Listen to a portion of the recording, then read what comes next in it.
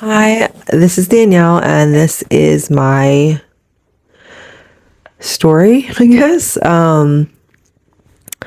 So I am 36 years old. I am from Philadelphia. I was born in Southwest. My parents moved up to Northeast Philadelphia to the Runhurst section when I was 5, I believe. I ended up going to Farrell, Resurrection, and then Northeast High School, and Saul, and then Northeast High School.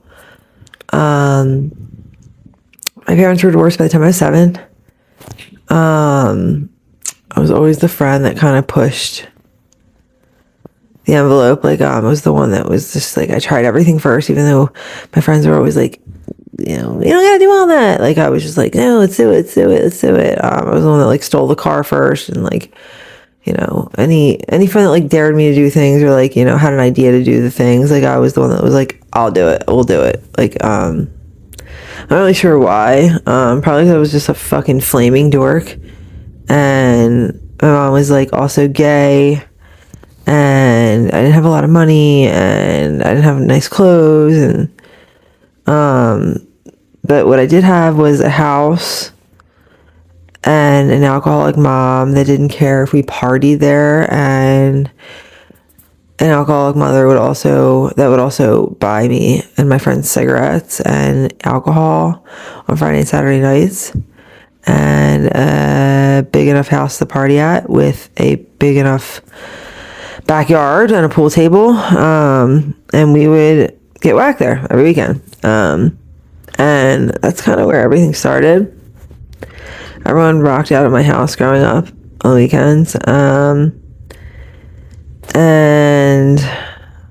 I don't know, I did overdose when I was 15. I met a girl. She was a couple years older than me. She introduced me to pills. We ended up going to her cousin's house, taking a bunch of pills together. I didn't know what I was taking. Ended up being Xanax, Somas, and Valiums. They were downers, sedatives, hypnotics, and benzos. I didn't know what I was taking. Ended up overdosing on them, and almost dying. So, how you doing today, Miss Danielle? I'm doing... I hate this question. I'm okay. I'm okay for what it is. Well, nice to meet you. And it's a pleasure to have you here. Welcome to Open Diary. Thank you. So, was pills the first drug you tried? No, weed. I would say weed or alcohol. Weed or alcohol. And how old was you then?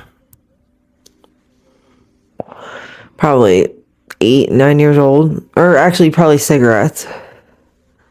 I was probably 6 or 7 or 8 when I tried cigarettes.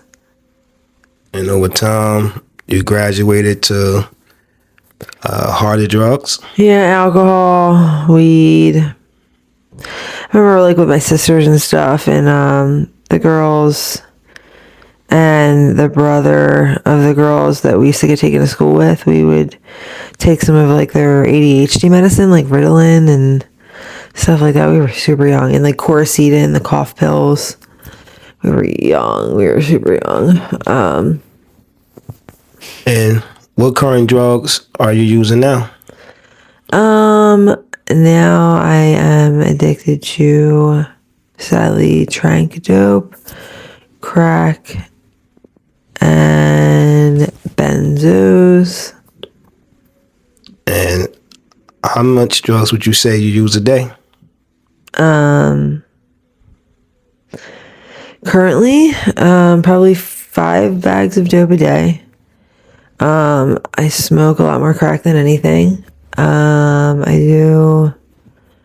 don't do benzos every day, but, 1 bar a day or every other day. I try to stay away from them because they get me into more trouble than anything. Do you have any kids? I do. I have one son. He's 5. He'll be 5 in May. His name is Jack. Are you still in contact with him? No, I am not. Are you working towards being able to see him again? I want to say yes. But not currently. I keep trying to get in contact with him. I was just currently sober for the last couple of months, and then I relapsed about a month and a half ago. And then before that, I was sober for another 3 months, and I was trying to get in contact with him then as well.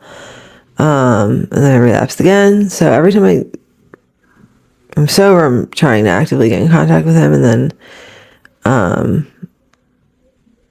it falls off, which is exactly what keeps me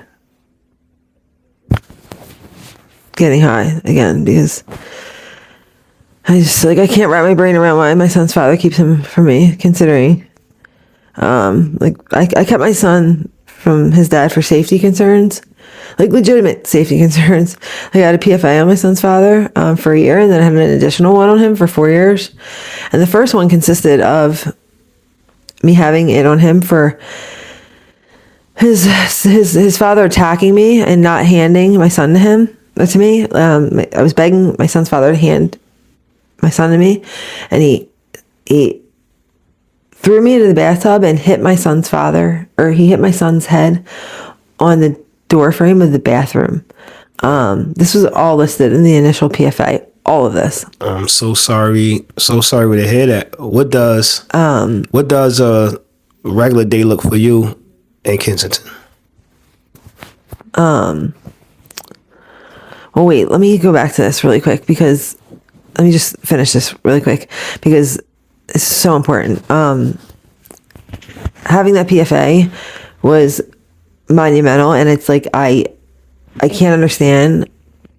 After getting that PFA, I allowed my son's father to be in my son's life with my supervision. I even down to letting him come and stay over to my apartment Christmas Eve to wake up with my son on Christmas morning with my supervision, despite the abuse and despite the fear I had with him. And now, like, every time I get sober, it's just like, it's just crazy to me that, like, my son's father is keeping him from me,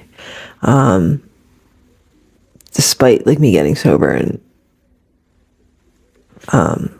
it like kills me. It kills me. But I'm sorry. God, what was your question? I'm sorry. So that's part of the reason why you keep relapsing? That's the only reason I keep relapsing. Well, I understand that's a bad situation, and every child deserves, to be able to see their mother. But by relapsing, that's not going to help the cause. Yeah, I know. That's all I hear is like, just, keep the straight and narrow and everything will work out the way it's supposed to, blah, blah, blah. But it's like, it's just not, I don't care. I just can't fucking hear that anymore. My son needs me. I need my son. I don't know why he's doing it. I don't know why he's doing it. So I would like to repeat this question. What does an ordinary day in Kensington look like for you? Well, luckily I've been staying at a friend's for the last week and a half. So I've been out of the snow and the cold, which thank God I'm beyond grateful. But other than that, it looks like shit. It's awful. It's cold. It's dirty. It's disgusting. People are thieves. People are shitty. People are terrible people. People that you think are your friends are not your friends. You'll be hanging out with them. You fall asleep. You wake up, they're gone, and so are all of your belongings. I get into fights all the time. My hands are like all busted up from getting into fights. Because my new rule is like, if I'm awake and my things are there and I go to sleep and I wake up and my shit's gone and so are you, you took it. And when I see you, I'm putting hands on you, period. Like, I'm over the dumb shit. Because I sit there and protect people. I babysit people. I make sure all their shit's there. I make sure I wake them up before I leave. Like, and if you can't give me that same courtesy and respect, like, I'm fucking you up. I don't give a shit. I'm so over it down here. I don't belong down here. I really don't belong down here. I really don't. Some people do. I just don't belong down here. I gotta go. I gotta get out of here. Well, what kind of work history do you have?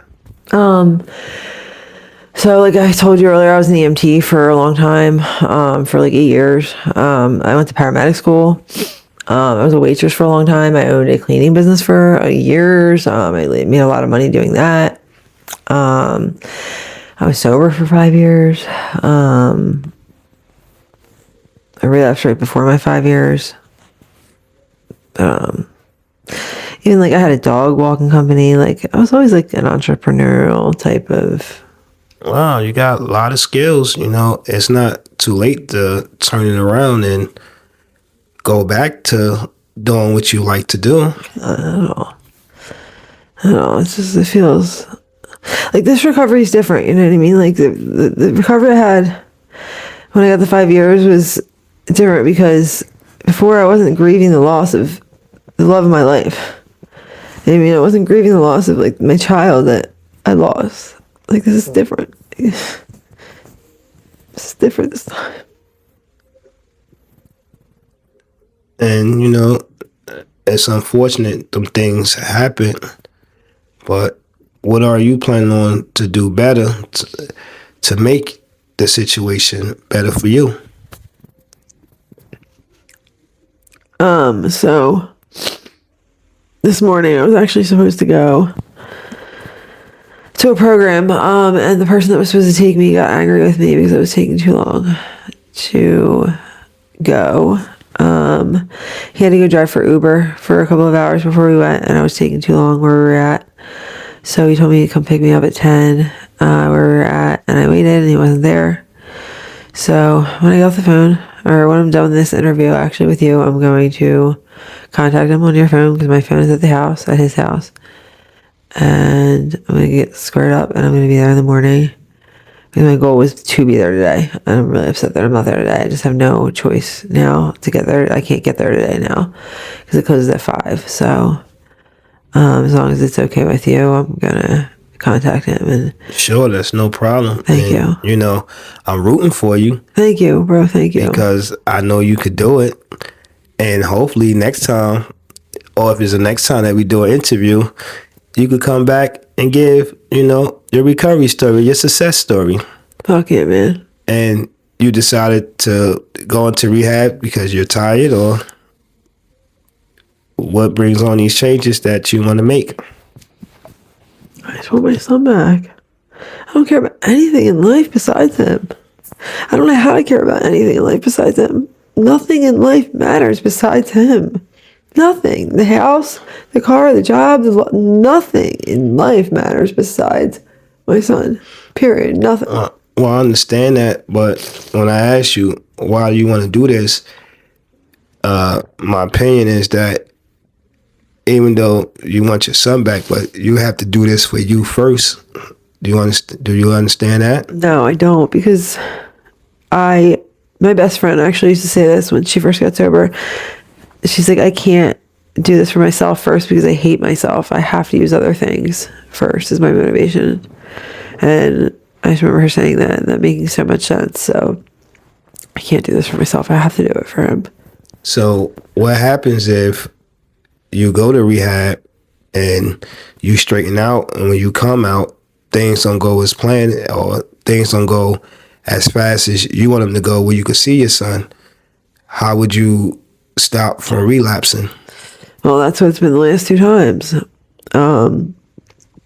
Every time 2 times ago, I went into a Mommy and Me program thinking that, and the Mommy and Me program was up in Ben Salem, which is close to where he's at. My son is in Bristol, or so I thought. Or he's in the general Bucks County area. So I went to a Mommy and Me program thinking that I could get him like a few times a week.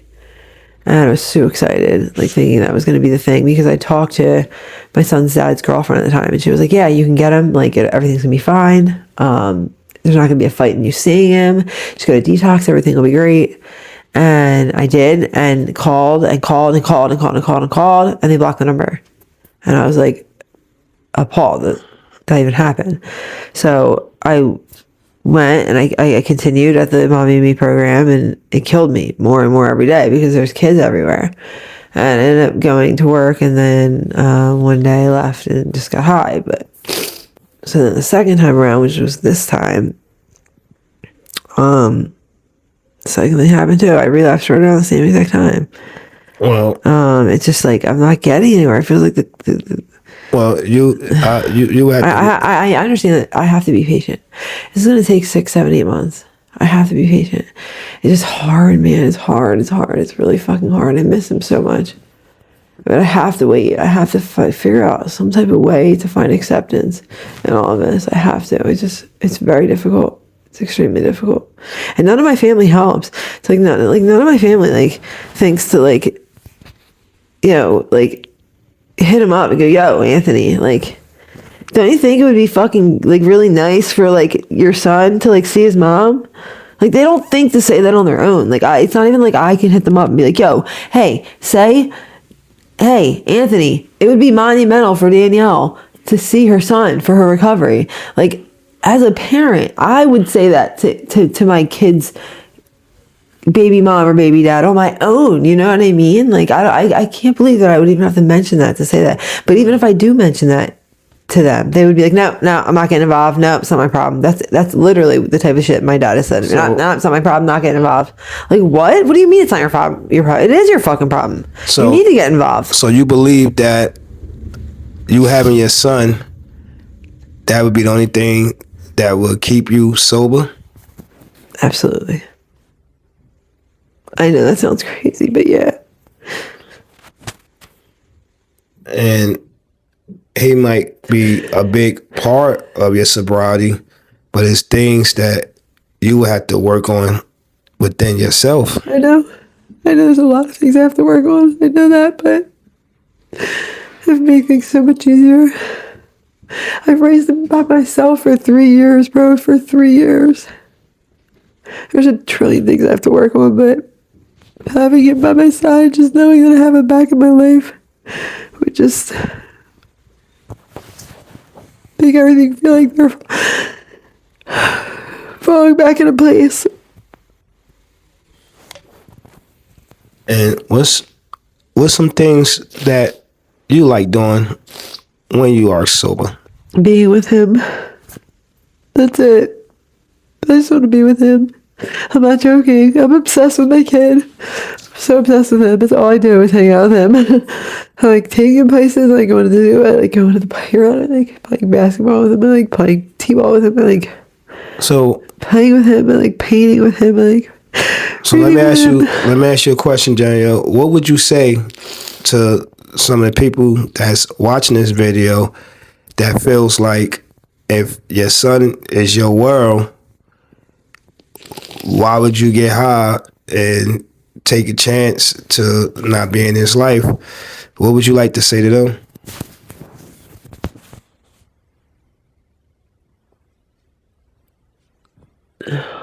I'm a drug addict, man. It's not an excuse. It's just sometimes it feels like the more sober I get, the further away I'm getting from him. And it fucking hurts. And so people that's watching this video, if they wanted to help you, how can they reach out to you?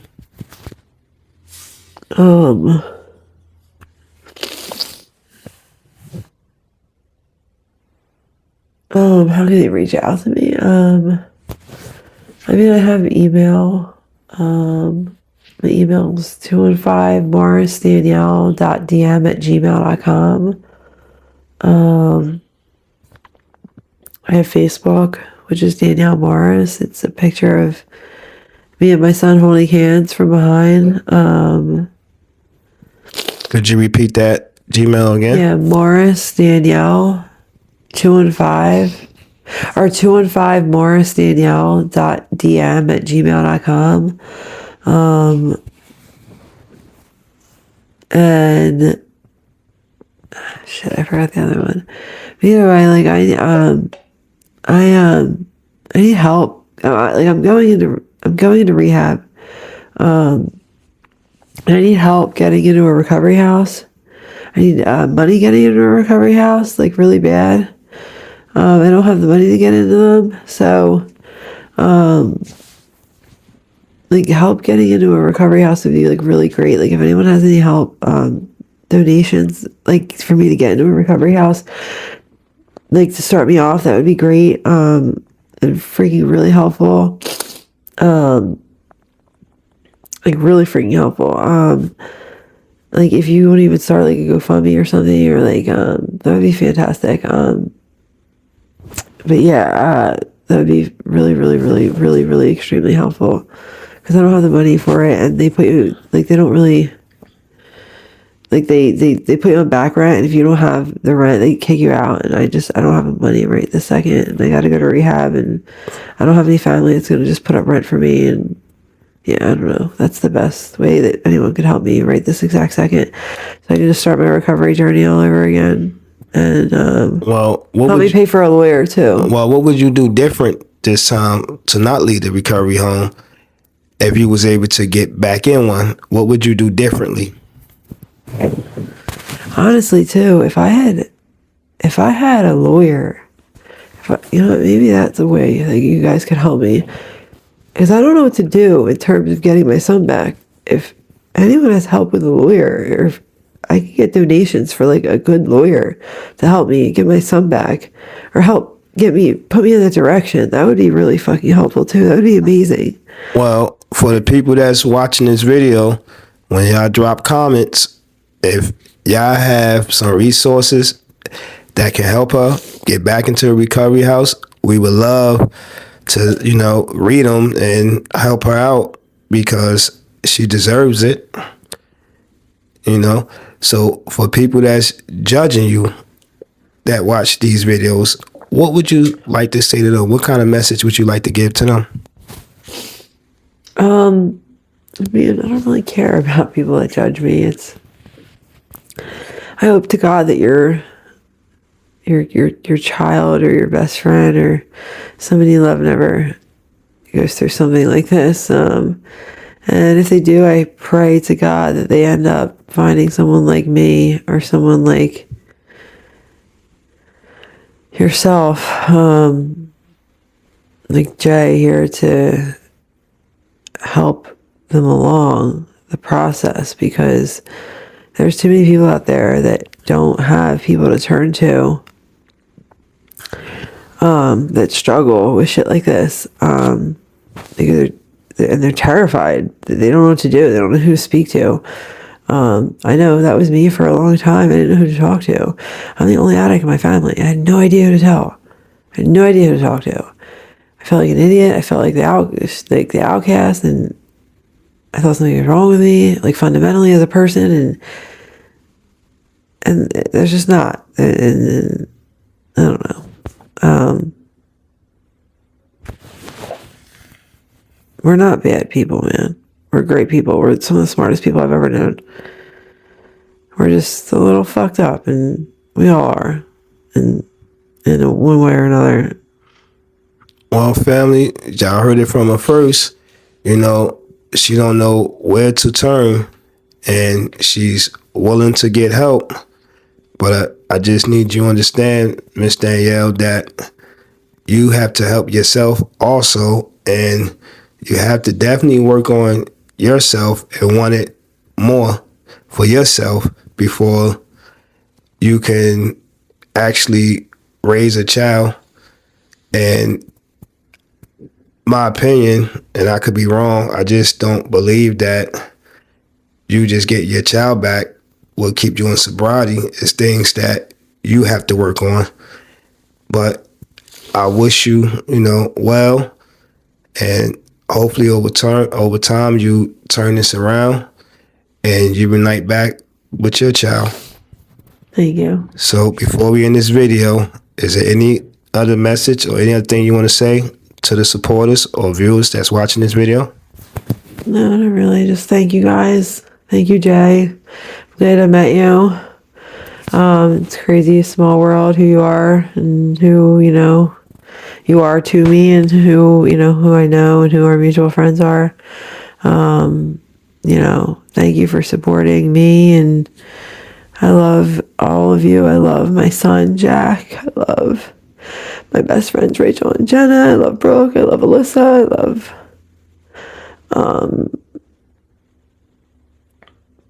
Max, I love Frank, I love Anthony, I love literally everybody. I love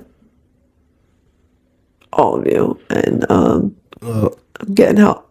do you I'm getting help. I'm done fucking saying it. I'm getting help. right? And you know, I will support you in that. But do you love yourself? Yeah, I do. 'Cause if I didn't, I would have given up by now. All right, family.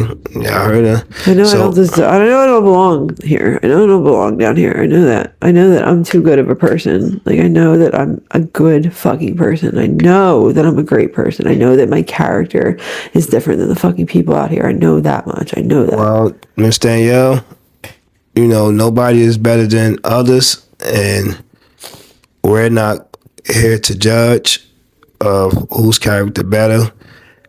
But the whole message is, you know, let's get you together, and maybe in return you could come back and help the next person.